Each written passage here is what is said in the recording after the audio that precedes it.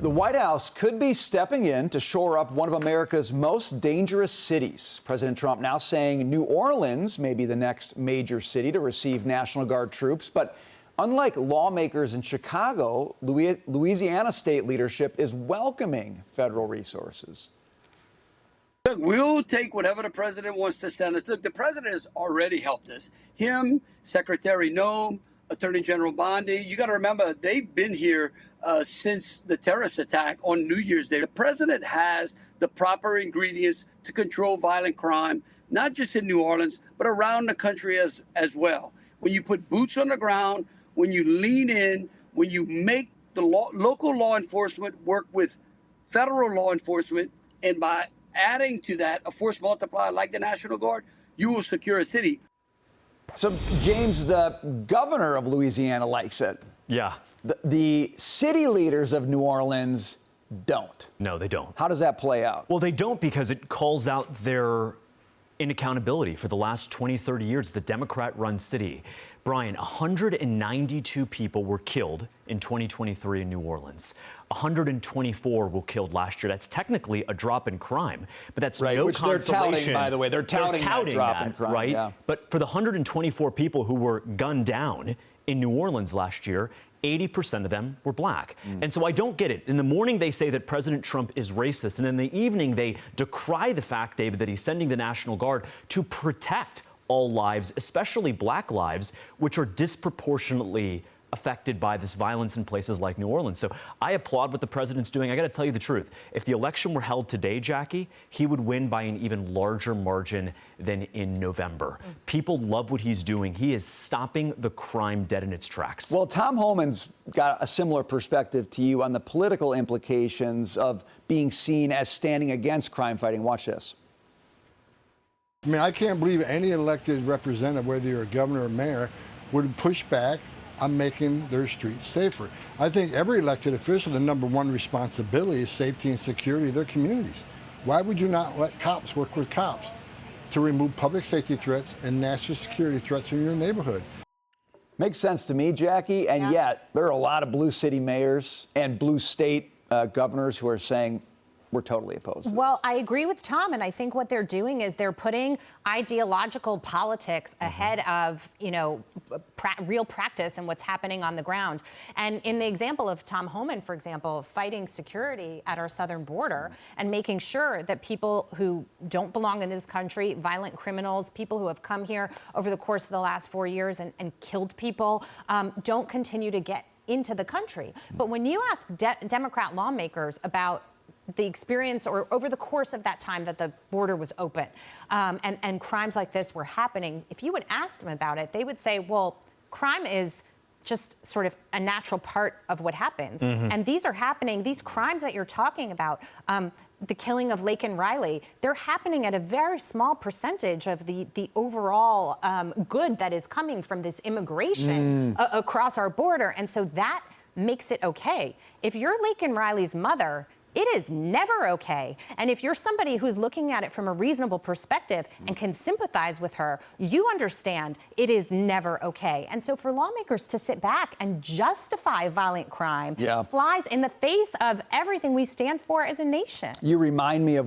something, Dagan, you mentioned yesterday, which is the abuse of language to turn victims into perpetrators and perpetrators into victims. And I think that, you look at Louisiana and they say, well, we don't want these guys to come in because they're going to come in and they're going to crack down. And really, crime is just evidence of poverty, injustice, or something like this. That's how they make their case to their left-wing base. I mean, people who get mugged don't feel that way, but that's what they hear from these elected leaders. And I agreed. And I love what Governor Landry is doing because the chorus that you've heard from Democrats like Governor Pritzker and Mayor Brandon Johnson, when President Trump talks about we'll send in the National Guard to help you out, which is legitimately the goal. And you're seeing it in the press because, again, they're carrying water for the coddlers of criminals. Is that what about the Republicans and the cities in Republican states where are the Republican governors that oversee cities where violent crime is high? Why aren't we hearing from them? And even I know Pritzker retweeted something to that effect. So Governor Landry's standing up and saying, okay, awesome, let's fight crime. It puts the onus on the Democrat mayors. For example, what Democrat mayor, most violent city in the country, Memphis. More than 2,500 violent crimes per 100,000 people. But Houston is number 7. Let's hear from Governor Abbott. Come on down. Right. Let's fight some crime. If this Democrat mayor who runs Houston won't do anything about it, let's bring them on in. So I think this is going to develop over the coming weeks and months. I do like the fact that a Republican governor is having such an important import. And the same thing could happen in Texas as well. You have cities like Austin, which are much more liberal than the state in general. And if they were having a crime problem, I don't know the stats for Austin. Maybe you know that offhand, but you got it all over the country. And there are red states where there's huge crimes in particular cities. They're usually run by Democratic mayors and Democratic city council. But if you have a Republican governor pulling it for the president to bring troops in, and it's not only the governor, by the way. John Kennedy, the senator from the state, is also in favor of it. He said, "I'd ask for it in a New York minute." If the president wanted to send them in there. So it's happening. I think it would be great to start in states where there is support for the president sending a National Guard, like Louisiana and Texas. It's a good deal. But you know what? It's got to be accompanied by something, too. A lot of these cities, I bet almost all of them are short in terms of their police staff, right? Yeah. They haven't been able to recruit. They're not filling their ranks. So it is kind of expensive to send the National Guard in and do something that the city should be doing. So I think if the president sends National Guard troops into these red states with blue city mayors, the one thing they should be doing is saying, you need to write your own ship at the same time. Even if they don't have guns. In New York, we have these cops who just write out parking tickets. They used to wear different clothing, different uniforms. Now I said that yesterday. Yeah, they were put in uniforms.